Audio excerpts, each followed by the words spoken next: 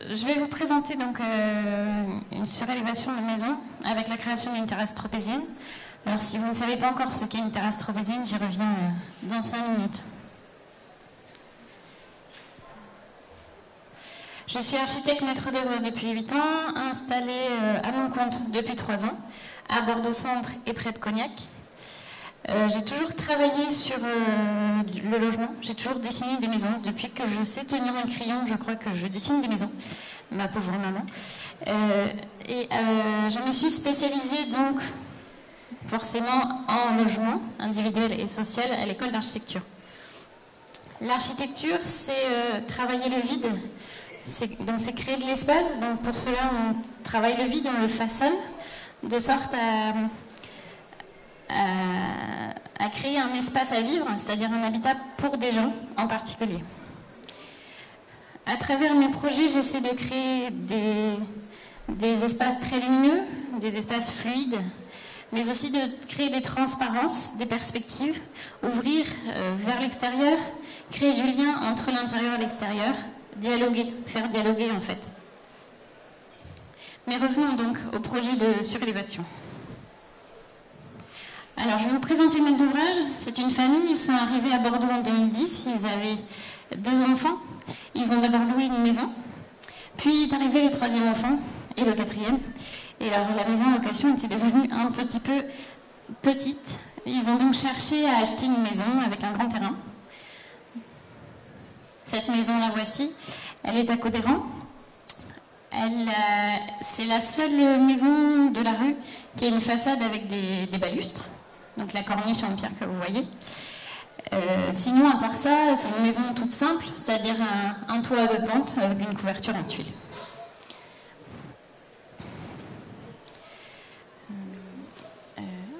Donc à l'étage, on retrouve 3 chambres, un palier jeu et une salle de bain. Donc tout sous rampant, avec des combles perdus de part et d'autre de la maison. Mais surtout, le problème majeur par rapport à cette famille qui venait d'acheter la maison, c'est que la moitié de l'étage était inférieure à 1,80 m de hauteur. Ce qui laissait finalement très peu d'espace habitable, supérieur à 1,80 m, par rapport à l'espace de la maison. On avait une lumière uniquement zénithale, donc qui venait des Velux, pas de fenêtre.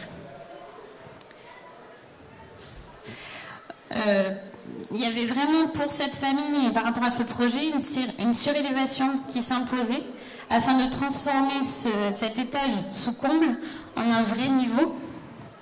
Donc je vous rappelle les besoins de la famille: un étage pour les enfants, avec 4 grandes chambres, avec chacune une fenêtre, pas juste un apport de toiture, et la conservation de la salle de bain. Donc le projet, l'insertion et en haut l'ancienne façade. Alors ça, c'est la coupe de l'existant. Pour la surélévation, on a commencé par enlever la toiture. Et puis c'était à l'automne en fait l'an dernier, et on n'a pas eu de chance, il s'est mis à pleuvoir. Et du coup, la maison a pris l'eau. Non, en fait, c'est pas ce qu'on a fait. Parce que si on avait fait ça, c'est ce qui serait passé. Du coup, on n'a pas fait ça. Ce qui a été fait, la toiture a été conservée. Les murs, le mur arrière, façade jardin, et les 2 pignons ont été surélevés. La toiture et la charpente a été posée. J'ai fait le choix d'une structure en lamellé collé plutôt qu'une charpente traditionnelle, afin de libérer un maximum de volume, avoir tout l'espace disponible. Et une fois qu'on avait créé la charpente, on est venu couvrir avec des tuiles plates de Marseille. Une fois qu'on a eu fait cette nouvelle toiture, donc cette nouvelle enveloppe, on a pu enlever l'ancienne, et à ce moment-là est apparu le nouveau volume surélevé.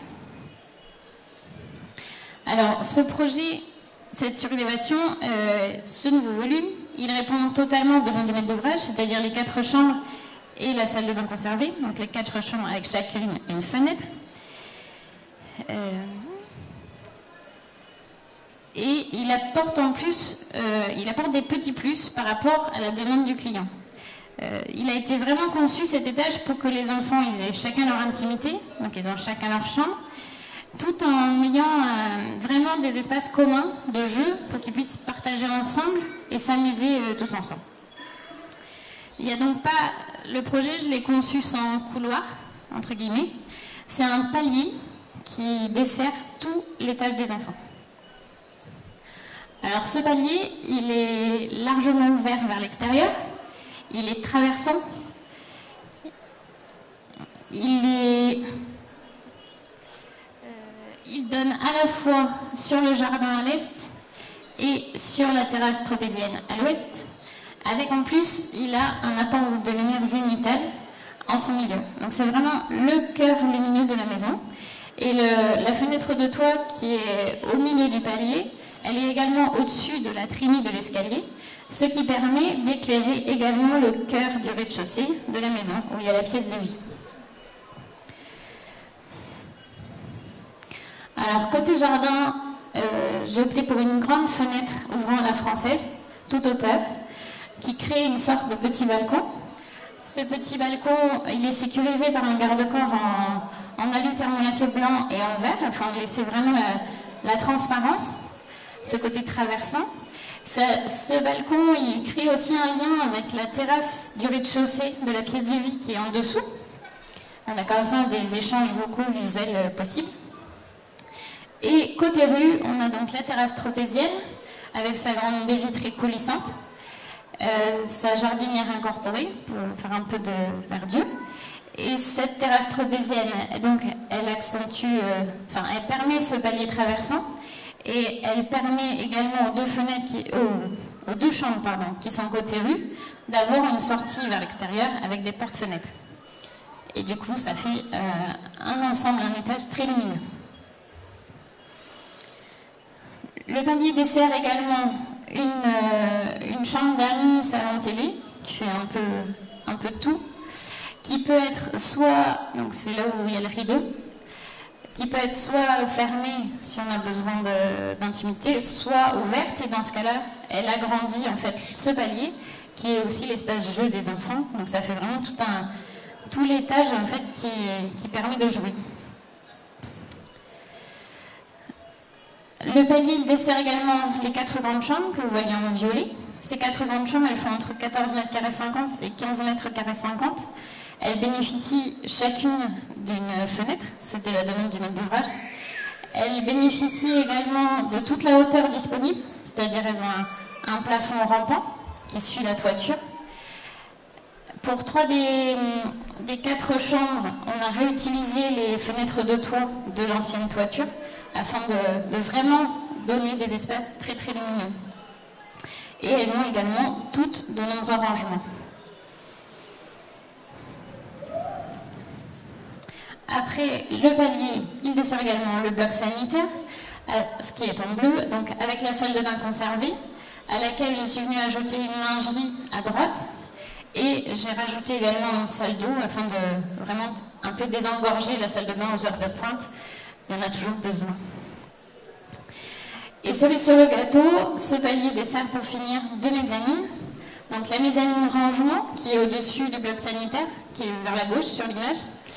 Et la mezzanine jeu qui est au-dessus de la chambre d'amis. Cette mezzanine jeu, elle bénéficie d'une fenêtre de toit également, sur la première image à gauche. Donc il y a vraiment beaucoup de lumière sur ce palier et cette mezzanine jeu. En plus, elle est fermée, elle est sécurisée par son garde-corps, c'est un filet, pardon. Et ce filet, il permet donc les échanges vocaux, les échanges visuels et lumineux avec le palier. Et du coup, les enfants, ils sont à la fois sur la mezzanine jeu, sur le palier, ils se parlent, et voilà, ils s'amusent beaucoup. J'ai oublié de vous parler de l'échelle 3 fonctions qui a été créée sur mesure. Cette échelle, en fait, on peut la mettre en position verticale lorsqu'on n'a pas besoin d'accéder à la mezzanine pour sécuriser. Après, on peut la mettre en position inclinée pour pouvoir monter. Et on peut aussi la détacher pour aller accéder à la mezzanine jeu ou voir pour carrément clôturer l'accès si on ne peut pas surveiller. Donc voilà l'étage sous rampant, donc sous comble, qui est devenu un vrai niveau, donc avec les 4 grandes chambres, le palier, les sanitaires et les mezzanines. Donc on avait vraiment un étage dédié aux enfants. Au rez-de-chaussée, il y avait la suite parentale. Et tous ces espaces bien séparés, ils sont reliés par la pièce de vie qui est au rez-de-chaussée. Cette pièce de vie, donc les 2 photos du haut, c'est la cuisine existante. Donc cette cuisine, elle était orientée vers le jardin, mais pas du tout vers la terrasse qui était en lien avec le salon. J'ai proposé un aménagement différent, avec beaucoup d'ouverture, pour amener de la lumière dans la pièce de vie et créer un lien vraiment dedans-dehors, avec une circulation beaucoup plus fluide entre la cuisine, le séjour et l'extérieur. Passons aux extérieurs. La cuisine maintenant aujourd'hui. Alors les extérieurs, il y a la terrasse tropézienne à l'étage des enfants, avec donc sa grande baie vitrée. C'est un bardage à claire-voie en pin Douglas, avec des volets en sapin et un platelage en IP. On a la façade arrière donc sur le jardin. On voit en haut à gauche, c'est l'ancienne façade, avec la toiture de la cuisine qui a été conservée, on a rehaussé. Et en haut à droite, vous pouvez voir les 2 garde-corps pour le palier et pour la chambre 1. C'est vraiment, donc, ça c'est la façade avant. C'est vraiment une recherche de lumière et de volume qui a guidé ce projet. De la création d'espaces traversants confortables, de sorties vers les extérieurs avec la terrasse tropézienne et les petits balcons, la réutilisation de toutes les fenêtres de toit. Et à travers tout cela, j'ai toujours gardé dans l'esprit de chercher finalement à retrouver, à donner les bonnes proportions à cette maison à balustre. Donc cette maison, on a également ravalé toutes les façades. On a enduit à la chaux les 3 façades, les 2 pignons à la façade arrière, et la façade sur rue, en pierre, a retrouvé tout son éclat. L'architecture, pour moi, c'est comme un geste dans une geste. Donc une geste, c'est une histoire. Maintenant, à cette famille de continuer à écrire l'histoire de cette maison. Pour ce projet, j'ai vraiment souhaité apporter de la lumière, du volume, des transparences, des perspectives, des espaces traversants et extérieurs. Voilà. Le projet il est également exposé sur le stand du 308. Je vous remercie.